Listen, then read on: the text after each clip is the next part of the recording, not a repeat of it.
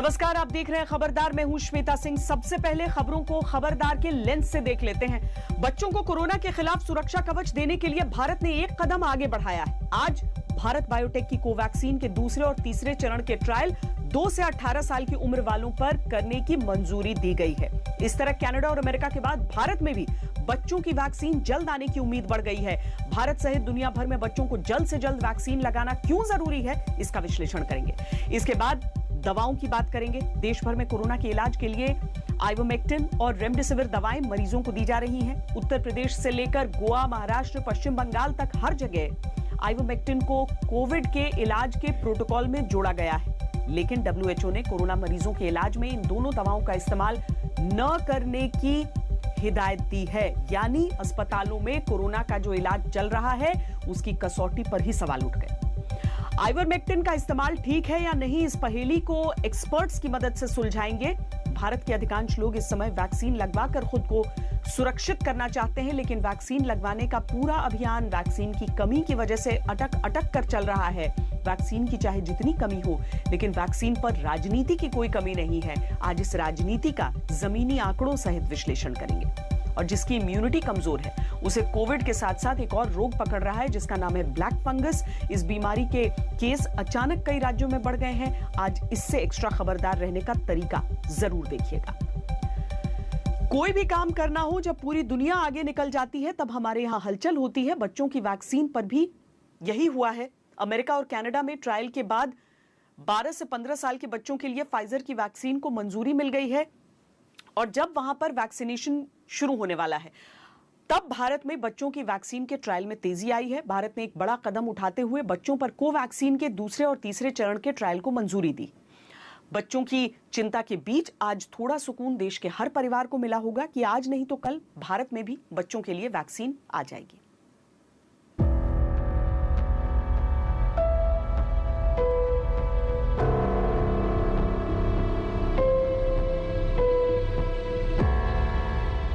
Corona से तबाही में देश के लोगों पर जो बीता है वो कोई भी परिवार अब अपने बच्चों पर बीतता नहीं देख सकता।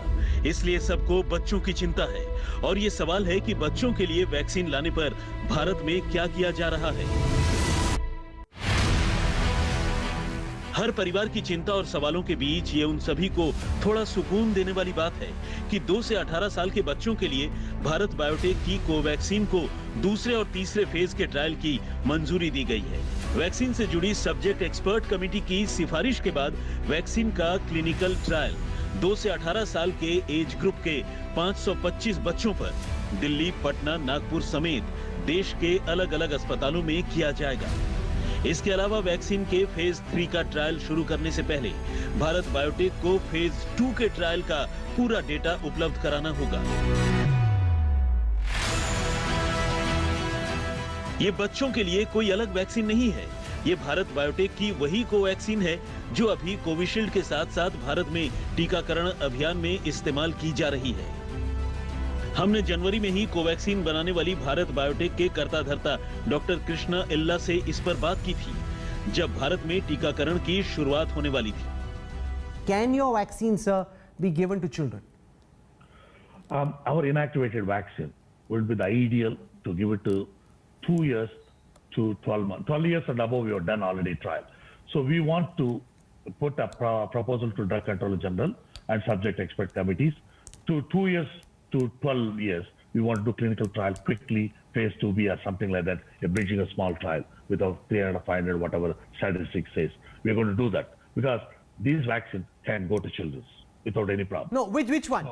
Your Covaxin can go to children or your nasal vaccine can go to children? No, inactivated vaccine. Your Covaxin? Inactivated, yes, Covaxin. ये सब वैक्सीन 18 साल से कम उम्र की आबादी को अभी इसलिए नहीं लगाई जा रही है क्योंकि इन वैक्सीन के ट्रायल में बच्चों को शामिल नहीं किया गया था और ये पता नहीं है कि बच्चों पर ये वैक्सीन किस तरह से काम करेगी।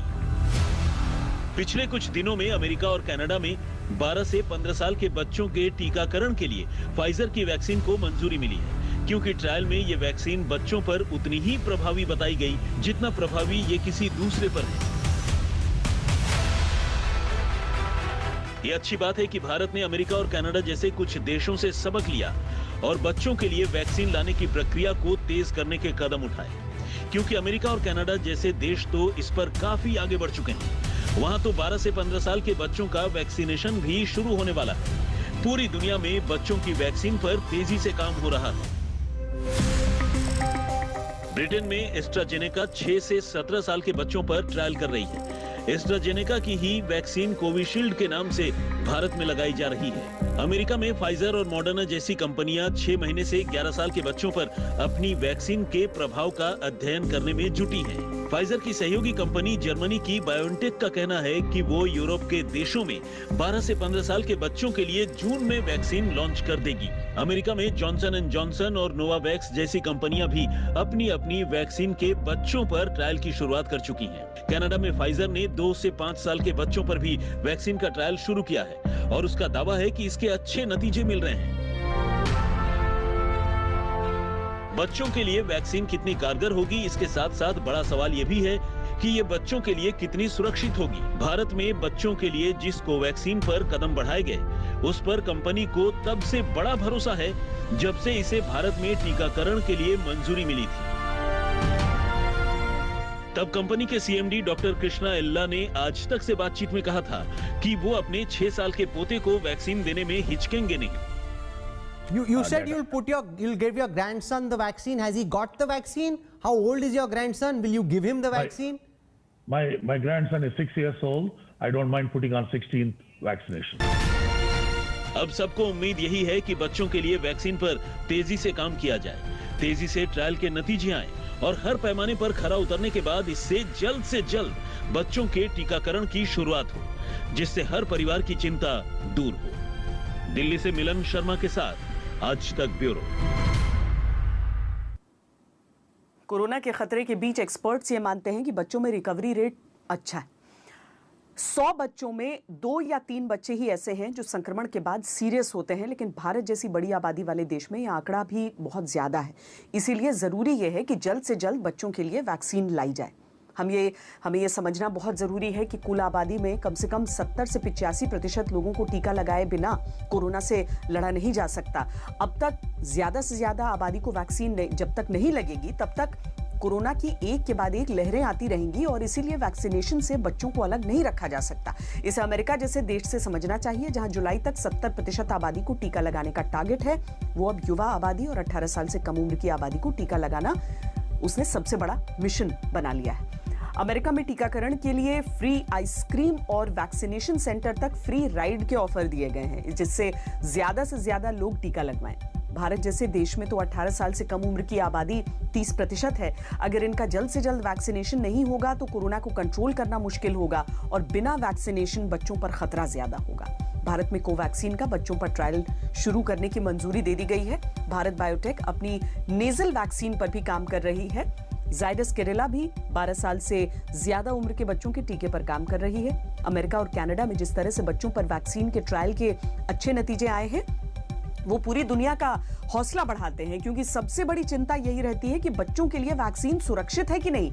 आज हमने बच्चों की वैक्सीन पर एक्सपर्ट से बात की है। जितनी भी वैक्सीन है अभी तक जो अप्रूव हुई है वो 3 प्लेटफॉर्म पे है। ठीक है, mRNA प्लेटफॉर्म पे है, वायरल वेक्टर प्लेटफॉर्म पे है और तीसरी वाली इनएक्टिवेटेड वैक्सीन प्लेटफॉर्म पे। मेरा ये विश्वास है जितनी भी वैक्सीन है जो सेफ है, उन सबको वैक्सीन को जहाँ जहाँ वो अप्रूव है वो सब बच्चों में ऑलरेडी या शुरू नहीं है तो शुरू हो जाएगा। और जॉनसन mRNA वैक्सीन नहीं है, जॉनसन वायरल वेक्टर वैक्सीन है। रही बात 18 और 17 साल में, अगर वैसे देखें तो कोई ज़्यादा फर्क नहीं है। 16 और 17 में कोई ज़्यादा फर्क नहीं है। ये है कि वैक्सीन इतनी नाजुक चीज़ है और इसकी सेफ्टी, इम्यूनोजेनिसिटी तो क्या है ही, इसकी तो इम्यूनोजेनिसिटी होगी तो देने का कोई फायदा नहीं है। मगर हम लोग ऐसा सोचते, जो लोग वैक्सीन डेवलपमेंट पर काम करते हैं, सबसे बड़ी चीज़ है सेफ्टी।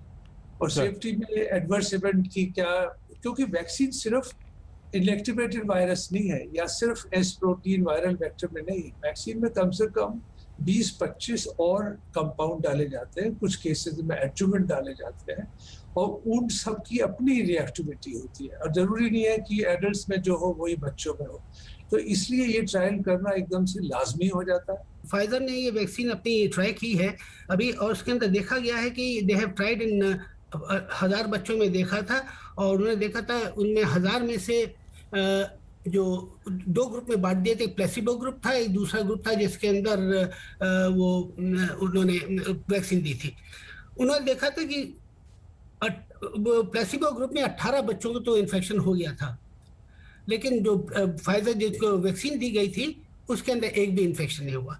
तो इसका मतलब ये है कि ये वैक्सीन विल प्रोटेक्ट, और कम से कम उनके अंदर ये बच्चों के अंदर इम्यूनिटी आ जाएगी। 12 से 16 को पहले देखिए, और 16 से शुरू करिए, पहले 16, 15 इस तरह दी चाहिए, क्योंकि 15 से 16 साल के बच्चे जो हैं वो बाहर जा सकते हैं। जो भारत बायोटेक है इन एसोसिएशन विद ICMR, ये attenuated virus entire virus virion को लेके बना है। कोविशील्ड जो है वो स्पाइक प्रोटीन को वेक्टर के साथ कंबाइन करके बनी है, मॉडर्ना और कोविशील्ड जो एस्ट्राजेनेका की हम यूज कर रहे हैं। और जो अभी हमारे पास दूसरी वायरस J&J की आ रही है नॉल दैट, वो mRNA वैक्सीन है एंड फाइजर mRNA वैक्सीन है। तो जो अभी वर्ल्ड में May 10 को FDA ने USA में फाइजर वैक्सीन अप्रूव की है 12 years एंड अबव। थोड़े एक्सपर्ट्स ये सोच रहे थे कि बच्चों को क्यों लगाएं, तो ये जान के आपको दुख होगा कि USA में 303 चिल्ड्रन डाइड। दो हम कहते हैं कि मतलब 3 लाख के ऊपर हुए बच्चों को इफेक्ट, तो 3 चाहे वो अमाउंट छोटा हो, हमारी पॉपुलेशन 40% चिल्ड्रन है, उस 40% में अगर मैं आपको 0.05% मोर्टेलिटी भी बताऊं तो आपको स्वीकार नहीं होएगा कि हम अपने बच्चों को ये दें। यहाँ खबर की पूरी पिक्चर भी देख लेते हैं। भारत में कोरोना की दूसरी लहर के लिए जिम्मेदार डबल म्यूटेंट ने बच्चों को भी प्रभावित किया। जब तीसरी लहर आने की आशंका है तो सबसे ज्यादा असर बच्चों पर पड़ने की बात की जा रही है। खतरा कितना गंभीर है इसे महाराष्ट्र के स्वास्थ्य विभाग के आंकड़े से समझिए। अप्रैल में महाराष्ट्र के स्वास्थ्य विभाग ने कहा था कि बीते 30 दिनों में बच्चों में 51% संक्रमण बढ़ा। बच्चों के लिए कोरोना ज्यादा खतरनाक कैसे हो रहा है, इसे अमेरिका के आंकड़ों से समझाते हैं। साल भर पहले अमेरिका के कोरोना मामलों में सिर्फ 3% बच्चे थे, लेकिन 29 अप्रैल को 7 दिनों के औसत में 22.4% बच्चे थे। Indian council for medical research के आंकड़ों के अनुसार अब तक 10 साल से कम उम्र के 7,69,000 बच्चे भारत में कोरोना से पीड़ित हो चुके हैं, जबकि भारत में 11 से 20 साल के कोरोना प्रभावितों की संख्या करीब 20 लाख है। यूनिसेफ ने मार्च में एक रिपोर्ट दी थी। इसके अनुसार कोरोना से 5 साल से छोटे बच्चों की मौत सबसे ज्यादा भारत में हुई। स्वास्थ्य मंत्रालय के अनुसार 1 मार्च से 4 अप्रैल के बीच भारत के 5 सबसे ज्यादा कोरोना प्रभावित राज्यों में बच्चों की संख्या 79,688 थी। ये सारे आंकड़े बच्चों को लेकर रेड अलर्ट कर रहे हैं। अमेरिका 12 से 15 साल के अपने 1,70,00,000 बच्चों का वैक्सीनेशन जल्द शुरू करने वाला है, लेकिन भारत में 18 साल से कम उम्र के तकरीबन 45 करोड़ बच्चों का वैक्सीनेशन नंबर कब आएगा, इस पर अभी कोई बात नहीं हुई। कोरोना वायरस से बचाने वाली कोरोना वैक्सीन तो बन चुकी है, लेकिन अभी तक ऐसी कोई दवा नहीं आई है जो कोरोना मरीजों के इलाज में 100% कारगर हो। ऐसे में कोरोना के इलाज में उसके लक्षणों को कम करने वाली दवाएं इस्तेमाल हो रही हैं।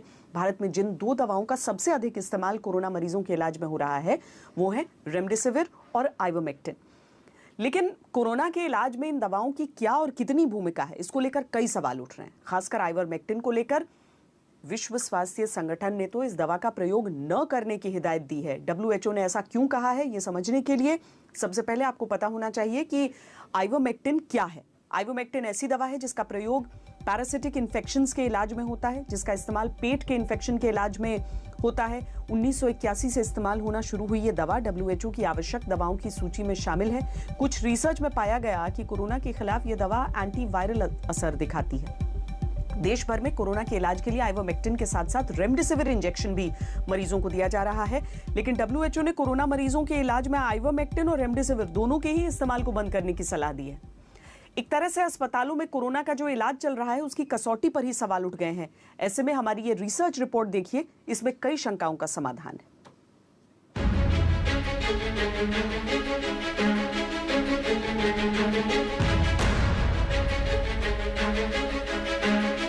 कोरोना के इलाज में रेमडेसिविर और आइवरमेक्टिन वो दवाएं हैं जिन्हें लोग चमत्कारी दवा मानते हैं। माना जा रहा है कि ये कोरोना मरीजों की जान बचाने और उन्हें जल्द रिकवर करने में मदद करती है, लेकिन विश्व स्वास्थ्य संगठन के मुताबिक ऐसा कुछ नहीं है। WHO कोरोना मरीजों में इन दवाओं के गलत इस्तेमाल को लेकर कई बार चेतावनी तक जारी कर चुका है। अगर रेमडेसिविर की बात करें तो WHO कह चुका है कि कोरोना मरीजों के लिए रेमडेसिविर के जीवन रक्षक दवा होने का कोई सबूत नहीं मिला है। रेमडेसिविर दवा लेने से कोरोना मरीज के वेंटिलेटर पर जाने की आशंका कम होने के भी सबूत नहीं है। रेमडेसिविर कोरोना मरीजों की मृत्यु के मामलों को कम करने में कारगर नहीं है। इसके बावजूद रेमडेसिविर की डिमांड इतनी ज्यादा है कि इस दवा की जमकर कालाबाजारी हो रही है। जो रेमडेसिविर जो दवाई है वो एक एबोला वायरस के लिए थी, उसको अब कोविड के लिए भी इस्तेमाल किया जा रहा है। वो जो सबसे बड़ा ट्रायल था उसमें उनमें कोई भी मोर्टेलिटी बेनिफिट, यानी कि ये नहीं है कि उसमें ज़्यादा देर जिंदा रह सकते हैं, वो बेनिफिट नहीं दिखाया गया था। कुछ हद तक हॉस्पिटल स्टे में ज़रूर फायदा था, लेकिन मोर्टेलिटी बेनिफिट नहीं था। फिर भी प्रिस्क्राइब करने के लिए ज़रूर करना होता है कई स्टेजेस में, लेकिन ओनली बाय द डॉक्टर्स। ये हो क्या रहा है कि ये दवाइयाँ अब हर कोई अपने घर में रख रहा है, जबकि ये दवाई हॉस्पिटल में ही दी जानी चाहिए रेमडेसिविर। तो हमें ये बात ध्यान रखना है कि ये सिर्फ पहले 10 दिन में ही काम करेगी रेमडेसिविर। ये वायरस को रेप्लिकेशन यानी मल्टीप्लाई करने से रोकती है। जब वायरस 10 दिन के बाद रेप्लिकेट कर ही नहीं रहा, फिर एंटीवायरल दवाई क्यों देनी? रेमडेसिविर की तरह ही जिस दवा की डिमांड सबसे ज्यादा है वो है आइवरमेक्टिन। इसे गोवा सरकार ने कोरोना मरीजों के इस्तेमाल के लिए आधिकारिक हरी झंडी दिखा दी, जिसके बाद ही WHO की मुख्य वैज्ञानिक सौम्या स्वामीनाथन ने मंगलवार को एक ट्वीट में कहा, किसी नए लक्षण में जब कोई दवा इस्तेमाल करते हैं तो उसकी सुरक्षा और असर का ध्यान रखना जरूरी है। WHO सलाह देता है कि क्लिनिकल ट्रायल को छोड़कर कोरोना मरीज को यह दवा ना दी जाए। पिछले 6 महीने में ऐसा दूसरी बार है जब WHO ने आइवरमेक्टिन का इस्तेमाल कोरोना मरीजों पर ना करने की चेतावनी जारी की है। आइवरमेक्टिन दवा बनाने वाली जर्मन कंपनी मर्क ने खुद बयान जारी करके बताया है कि प्री क्लिनिकल स्टडीज में कोविड-19 के ट्रीटमेंट में इस दवा के चिकित्सीय प्रभाव का कोई वैज्ञानिक आधार नहीं है। कोविड के इलाज में इस दवा की सुरक्षा और प्रभावकारिता को लेकर भी कोई ठोस क्लिनिकल सबूत नहीं है। क्लिनिकल स्टडी में इसके इस्तेमाल में सुरक्षा को लेकर भी उम्मीद के मुताबिक रिजल्ट नहीं आए। यानी रेमडेसिविर की तरह आइवरमेक्टिन भी कोविड मरीजों के लिए कोई रामबाण दवा नहीं है। हालांकि डॉक्टर्स मानते हैं कि ये कुछ लक्षणों को कम कर सकती है, लेकिन बिना डॉक्टरी सलाह के इन दवाओं को लेना मरीज की जान को खतरे में डाल सकता है। आइवरमेक्टिन ओरल दवाई है जिसका असर कुछ एंटीवायरल के लिए देखा गया है, लेकिन उसको रखना और लगातार लेना बिल्कुल नहीं है, क्योंकि साइड इफेक्ट्स हो सकते हैं। कुछ लोगों ने इसकी प्रोफिलैक्सिस की बात भी की है, कुछ स्टडीज में की है, लेकिन मेनली वो हेल्थ केयर वर्कर्स के लिए आता है जो मोर प्रोन होता है सीरियस इन्फेक्शन के लिए, उनको कहा जाता है। लेकिन हर किसी ने अपने घर में रखनी शुरू कर दिया, अपने आप ही लेना शुरू कर दिया है, कोई भी रेजिम बना के ले लिया है, वो ठीक नहीं है। ये दवाइयाँ हैं, कोई ये इसका साइड इफेक्ट्स भी हो सकते हैं, और होते हैं तो गंभीर रूप से हो सकते हैं। इसलिए बिना बात पे लेना, चाहे वो रेमडेसिविर है और चाहे वो आइवरमेक्टिन है या जो भी अदर दवाइयां बिना बात पे ले रहे हैं, वो ठीक बात नहीं है। दवाई चाहे कोई भी हो, बिना डॉक्टरी सलाह के नहीं लेनी चाहिए। विशेषज्ञ कहते हैं कि रेमडेसिविर या आइवरमेक्टिन दवा सिर्फ अस्पताल में ही कोरोना मरीज को दी जानी चाहिए, क्योंकि इन दवाओं का कोरोना के इलाज में कोई खास महत्व नहीं है, बल्कि गलत इस्तेमाल से मरीज की जान तक जा सकती है। हालांकि कई स्टडीज में रेमडेसिविर और आइवरमेक्टिन को कोरोना संक्रमण के खिलाफ प्रभावी बताया गया है। देश में कई डॉक्टर्स कोरोना मरीजों के इलाज में इन दवाओं का इस्तेमाल कर रहे हैं। यहाँ तक कि केंद्रीय स्वास्थ्य मंत्रालय और Indian council of medical research के नेशनल कोविड टास्क फोर्स ने भी बीते महीने आइवरमेक्टिन दवा को हरी झंडी दी थी। लेकिन अब WHO की चेतावनी के बाद इन दोनों दवाओं को लेकर कंफ्यूजन बढ़ गया है। दिल्ली से रेमडेसिविर को लेकर एक्सपर्ट्स ने हिंदुस्तान में भी लगातार ये बताया कि ये एक लाइफ सेविंग ड्रग नहीं है, लेकिन एक अजीब सी होड़ मची रही। अब WHO ने रेमडेसिविर को लेकर कहा है और उसी तरह से आइवरमेक्टिन के उपयोग को लेकर भी चेतावनी जारी की है। इसके बावजूद कई राज्य इस दवा के उपयोग की अनुमति दे रहे हैं। गोवा सरकार ने 5 दिन के लिए हर परिवार को आइवरमेक्टिन दवा देने का फैसला किया है। सभी को यह दवा खाने की सलाह दी गई है। गोवा के बाद उत्तराखंड की सरकार ने भी अब तय किया है कि वो राज्य में हर परिवार को आइवरमेक्टिन दवा देगी। उत्तराखंड सरकार के अनुसार 15 साल से ज्यादा उम्र वालों को 3 दिन के लिए यह दवा दी जा सकती है। देश में उत्तर प्रदेश में सबसे पहले इस दवा को कोविड प्रोटोकॉल में जोड़ा गया था। पश्चिम बंगाल, महाराष्ट्र और असम भी उन राज्यों में शामिल हैं जहां आइवरमेक्टिन को कोविड ट्रीटमेंट प्रोटोकॉल में इस्तेमाल किया जा रहा है। ऐसा इसीलिए है क्योंकि इस दवा को लेकर कई ऐसी स्टडीज हो चुकी थी जो WHO के दावों के से अलग हैं। अमेरिका में पिछले साल आइवरमेक्टिन को लेकर एक स्टडी पब्लिश हुई। स्टडी में कहा गया कि इस दवाई के इस्तेमाल से कोरोना मरीजों में रिकवरी की क्षमता बढ़ती है। रिसर्च में दावा किया गया कि इस दवा के इस्तेमाल से मरने वालों की संख्या में कमी आई है। इंग्लैंड, इटली, स्पेन, जापान के एक्सपर्ट्स ने रिपोर्ट में दावा किया कि कोरोना पेशेंट्स पर आइवरमेक्टिन का कोई दुष्प्रभाव नहीं पड़ता है। इसी रिपोर्ट के आधार पर भारत में भी कोरोना के इलाज में आइवरमेक्टिन का इस्तेमाल किया जा रहा है और अब अलग अलग राज्यों की सरकारें भी इस दवा के उपयोग को कोविड प्रोटोकॉल का हिस्सा बना रही हैं। लेकिन एक बात बिल्कुल साफ है, दवा कोई भी हो, बिना डॉक्टरी सलाह के नहीं लेनी चाहिए। ऐसे में सवाल यह भी है कि क्या सरकारों को आइवरमेक्टिन दवा लेने की सलाह जनता को देनी चाहिए?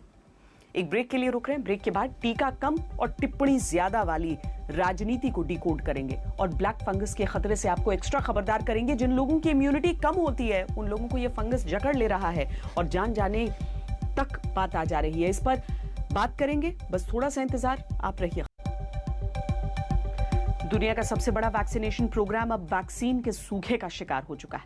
आप देश में कहीं भी जाकर इसका अनुभव ले सकते हैं। वैक्सीन खत्म होने से या तो वैक्सीनेशन सेंटर्स पर ताले लग चुके हैं या फिर गिने चुने लोगों को ही वैक्सीन लग पा रही है। और अगर वैक्सीन का ये संकट जल्दी खत्म नहीं हुआ तो डर है कि कहीं देश में वैक्सीन के अकाल की स्थिति न पैदा हो जाए।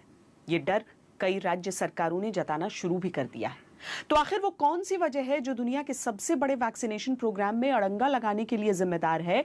क्योंकि राज्य सरकारें भले कह रही हों कि वैक्सीन कम है, लेकिन केंद्र सरकार अब भी यही कह रही है कि देश के वैक्सीनेशन प्रोग्राम में दम है।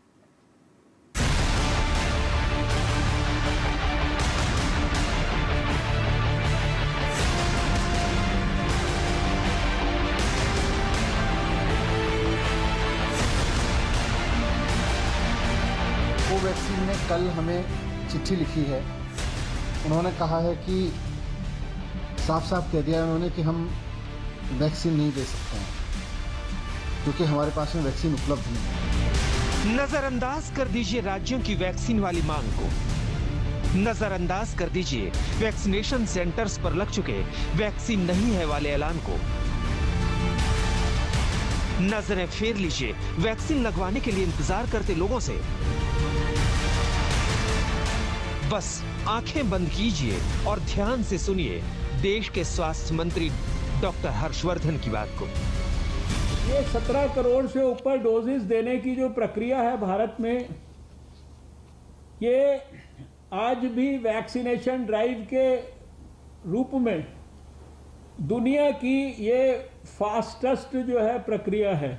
यूनाइटेड स्टेट्स ऑफ अमेरिका और चाइना के बाद शायद हमारा जो डोजेज हमने दिए हैं ये तीसरे नंबर पर हाईएस्ट नंबर ऑफ डोजेज हैं। 8 चुनिंदा राज्यों के साथ कोरोना के हालात पर चर्चा के बाद देश के स्वास्थ्य मंत्री ने देश को यह बताना बेहद जरूरी समझा होगा कि हमारे देश में वैक्सीनेशन की रफ्तार सबसे तेज है। लेकिन वो ये बताना भूल गए कि देश के कई राज्यों में अगर वैक्सीन सप्लाई नहीं पहुंची तो दुनिया के सबसे बड़े और प्रतिष्ठित वैक्सीनेशन प्रोग्राम पर फुल स्टॉप लग जाएगा।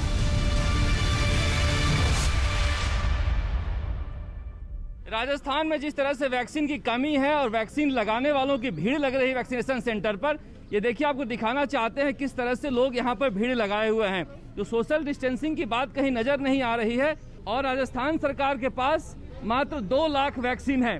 इसके अलावा 42 लाख जो हैं अभी 45 साल के ऊपर के लोगों का एक भी डोज नहीं लगा हुआ है। सरकार के पास वैक्सीन ही नहीं। तो अब वैक्सीन की इस कमी के लिए कौन जिम्मेदार है? राज्य सरकारें, केंद्र सरकार या वैक्सीन कंपनियां? ये समझने के लिए जरूरी है कि आप ये समझें कि वैक्सीन की डोज का आवंटन कैसे हो रहा है। तो प्रक्रिया यह है कि 45 साल से अधिक उम्र के लोगों को लगाने के लिए केंद्र सरकार राज्यों को वैक्सीन डोज मुहैया कराती है, जबकि 18 से 44 साल वालों के लिए राज्य को खुद वैक्सीन की खरीद करनी पड़ती है। अभी वैक्सीन निर्माता कंपनियों को 50% आपूर्ति केंद्र सरकार को करनी पड़ती है। बाकी बची 50% वैक्सीन की आपूर्ति कंपनी राज्य सरकारों को करती है।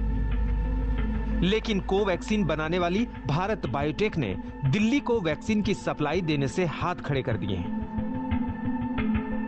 कोवैक्सीन की सप्लाई अब दिल्ली को बंद है और मुझे नहीं पता बाकी राज्यों को कितनी की जा रही है, पर दिल्ली को तो उन्होंने लिख के दे दिया है कि हम आपको वैक्सीन नहीं दे सकते हैं, क्योंकि हमें सेंट्रल गवर्नमेंट के हिसाब से वैक्सीन देनी है। तो ये हाल देश की राजधानी दिल्ली का है, जहां 18 से 44 साल के लोगों का वैक्सीनेशन बंद हो चुका है और अगर कोविशील्ड की डोज नहीं मिली तो 2-3 दिन में वैक्सीनेशन सेंटर्स पर ताले लटक जाएंगे। और ये सिर्फ दिल्ली की बात नहीं है, बल्कि ज्यादातर राज्यों में यही हाल है, जिनमें बीजेपी शासित राज्य भी शामिल है। लेकिन केंद्र सरकार इसको लेकर कितनी ज्यादा चिंतित है, इसका अंदाजा इस बात से लगता है कि राज्य सरकारों के सवालों का जवाब बीजेपी के राष्ट्रीय प्रवक्ता दे रहे हैं। मतलब आपने हमें कहा कि आपने 26 तारीख से प्लान किया, मन बनाया, और उसके बाद आपने चिट्ठी लिखी 7 मई को, जवाब मिला 11 मई को, और चिट्ठी भी 7 मई को क्या लिखा? हमारा इंटरेस्ट है, हमारे मन में इच्छा है कि हम खरीदें। इच्छा से नहीं होती है, नेगोशिएशन के कुछ फंडे होते हैं। मुझे कष्ट हो रहा है ये कहते हुए, नेगोशिएशन में एडवांस पेमेंट करना होता है, जो आपने खुद माना है कि आपने एडवांस पेमेंट नहीं किया है। इस प्रकार से ऑर्डर प्लेस होते हैं जो आपने नहीं किया।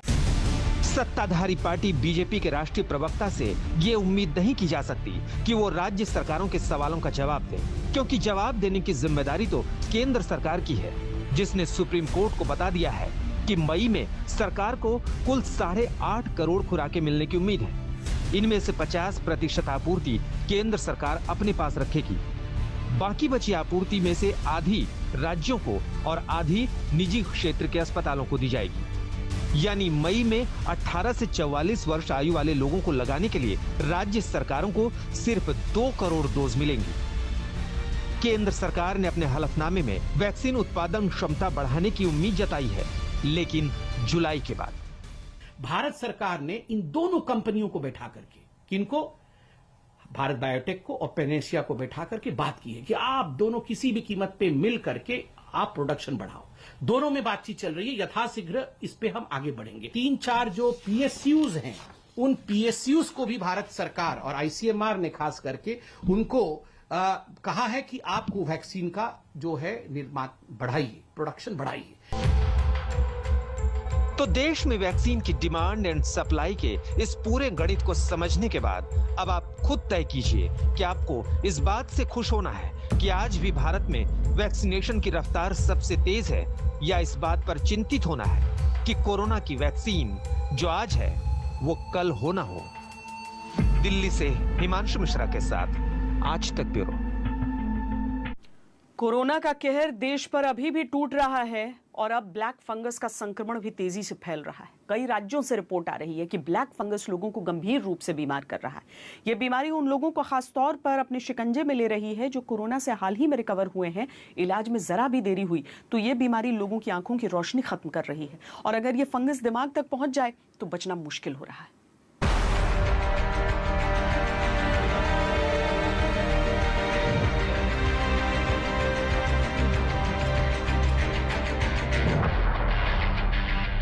जब कोरोना वायरस का इंडियन वेरिएंट तबाही मचाए हुए है, ठीक उसी वक्त ब्लैक फंगस इन्फेक्शन के केस तेजी से बढ़ रहे हैं। मध्य प्रदेश में अब तक ब्लैक फंगस के 50 केस मिले हैं। गुजरात में 700 से ज्यादा मामले सामने आए हैं। राजस्थान में पिछले 5 दिनों में 60 ब्लैक फंगस के मरीज मिले हैं। महाराष्ट्र में कोरोना के बाद सैकड़ों मरीजों में ब्लैक फंगस फैल रहा है। ये ब्लैक फंगस के संक्रमण की घटना सामने आ रही है और वो बहुत भयानक है। जो सुना है आपको, जो इफेक्ट होता है, बाकी जो प्रभाव होते हैं, किसी का पूरा जबड़ा ही निकाल देना पड़ा, आंख निकालनी पड़ी। तो ये मेरा चिंता का विषय है।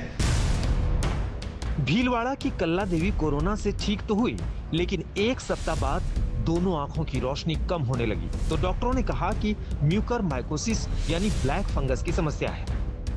कोविड के 13 से 14 दिन बाद जब ये रिकवर होने में अप्रोक्स हो गए थे, कोविड की रिकवरी कंप्लीट हो चुकी थी, उसके बाद इनको जो है सिर में दर्द और जबड़े में जो दर्द हुआ था, उसके साथ साथ कान में दर्द हुआ और आंखों में स्वेलिंग आके एक आंख जो है पूरी बंद हो चुकी थी। देश एक तरफ कोरोना से जूझ ही रहा था कि ब्लैक फंगस ने कहर ढाना शुरू कर दिया है।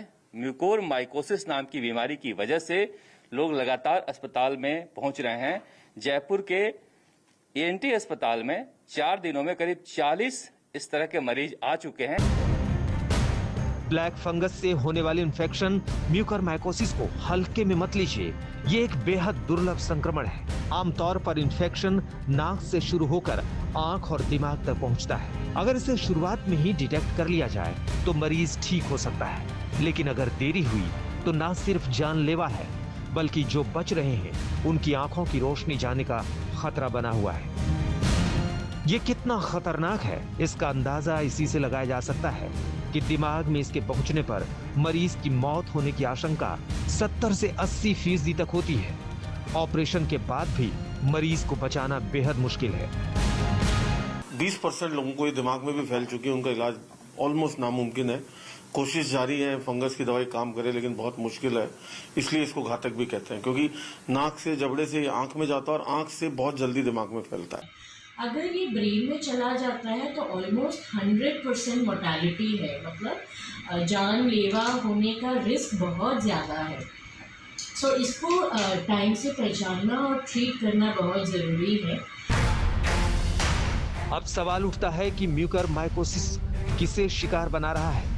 मोटे तौर पर जिस भी व्यक्ति की इम्यूनिटी यानी रोग प्रतिरोधक क्षमता बेहद कमजोर है, वो इसकी चपेट में आ रहा है, और यही बात इसे कोविड मरीजों से जोड़ती है। सबको मालूम है कि जो कोरोना से ठीक हुए हैं उनकी इम्यूनिटी कमजोर पड़ जाती है, यानी ब्लैक फंगस 3 तरह के मरीजों को अपना शिकार बना रहा है। पहले कमजोर इम्यूनिटी वाले मरीज, दूसरे डायबिटीज के मरीज, और तीसरे कोविड-19 के वो गंभीर मरीज जिन्हें बचाने के लिए स्टेरॉइड्स का इस्तेमाल हो रहा है। यानी इन तीनों कारणों से मरीज की इम्यूनिटी कमजोर होती है और लापरवाही बरतने पर वो ब्लैक फंगस की चपेट में आ जाते हैं। डॉक्टरों के मुताबिक ये फंगस एक मरीज से दूसरे मरीज में नहीं फैलता, लेकिन किसी के शरीर में इस फंगस की एंट्री हो गई तो ये शरीर में बहुत तेजी से फैलता है। यानी अगर किसी को इसके लक्षण दिखें तो देर नहीं करनी चाहिए, तुरंत अपने डॉक्टर से संपर्क कीजिए। ब्लैक फंगस जो है इसको हम लोग म्यूकोरमाइकोसिस कहते हैं। म्यूकोरमाइकोसिस एक काइंड ऑफ फंगस जो अधिकतर ये ऐसे आता है सॉइल में होता है, और आप ये भी देखा गया है कि जो पाइप्ड ऑक्सीजन होती है हॉस्पिटल में उसके थ्रू भी आ जाता है, और ये देखा गया है जो patient long term steroid therapy पर हैं। ब्लैक फंगस के लक्षण और उसके शिकार मरीजों को देखने के बाद एक्सपर्ट कम इम्यूनिटी वाले मरीजों के लिए इस बीमारी को घातक बता रहे हैं। यानी हर वो शख्स जो कोरोना से ठीक हुआ है या जिसे शुगर की शिकायत है या फिर कोई और गंभीर बीमारी है, उसे अपने शरीर की इम्यूनिटी पर बहुत ध्यान देने की जरूरत है। जयपुर से शरद कुमार, भोपाल से रवीश पाल सिंह, दिल्ली से मिलन शर्मा के साथ जितेंद्र वर्मा, होशंगाबाद, आज तक। अब हम आपको एक्स्ट्रा खबरदार कर देते हैं कि ब्लैक फंगस के इन्फेक्शन से बचने के लिए किन छोटी छोटी बातों का ध्यान रखने की जरूरत है। एक्सपर्ट्स के अनुसार फंगस शरीर में ज्यादातर साइनस और फेफड़ों के रास्ते हमला करता है। अगर शरीर में कहीं चोट लगी है तो भी ये फंगस को रास्ता देगा। यानी शरीर में अगर छोटी चोट भी लगे तो लापरवाही न बरतें, ढक कर रखें। इस बीमारी के इलाज के बारे में बात करें तो एंटी फंगल ड्रग्स का इस्तेमाल किया जाता है, लेकिन कई बार संक्रमण को रोकने के लिए ऑपरेशन तक करना पड़ जाता है। अगर किसी मरीज को डायबिटीज है तो उसे अपने शुगर लेवल पर बहुत ध्यान देने की जरूरत है। डरने की जगह एहतियात बरतने की जरूरत है। कोविड से रिकवर होने के बाद भी ब्लड शुगर लेवल की मॉनिटरिंग में कोताही न बरतें। स्टेरॉइड का इस्तेमाल बहुत सावधानी से डॉक्टरों की सलाह लेकर ही करें। इसमें गलती करने पर इंफेक्शन का खतरा बढ़ सकता है, और हर हाल में ब्लैक फंगस के संक्रमण को दिमाग तक पहुंचने से रोकना जरूरी है। यह महामारी एक महायुद्ध है, और इस महायुद्ध में जो लोग वायरस का प्रहार सबसे पहले झेलते हैं और मौत के खतरे के बीच लोगों की सेवा करते हैं, उनका दर्जा भगवान के समान होता है। इंटरनेशनल नर्सेस डे पर ऐसे योद्धाओं को आज तक नमन करता है। मैंने भगवान का चेहरा नहीं देखा। इतने सारे शरीरों में भी वो एक जैसे दिखाई देते हैं। कभी लगते हैं गणेश, गले में सों जैसा आला टांगे वो धड़कनें गिनते रहते हैं। कभी ईसा की तरह सर पे रख देते हैं राहत भरा हाथ। सूफियों के ताबीज की तरह जादू करती हैं उनकी दवाएं। नानक की तरह वो कानों को हौसले से भर देते हैं। अष्टभुजाओं का बल, दुर्गा सा कौशल और बुद्ध जैसा धैर्य पहने हैं भगवान। अपने इस भगवान का मैंने चेहरा नहीं देखा। इतने सारे शरीरों में भी वो एक जैसे दिखाई देते हैं। जूझते को उम्मीद देते हैं, जीतते को बधाई और हारते को कंधा। संभालते हैं टूटती चीजें, इलाज, सांस, घर, उम्मीद, सब। वो कृष्ण की तरह डूबे हैं प्रेम और सेवा में। मुझे मेरे जैसे कितने ही घर बचाने के लिए भगवान आजकल घर नहीं जाते। चेहरा नहीं देखा मैंने अपने भगवान का, लेकिन धरती पर अगर कहीं भगवान है तो वो ये ही है।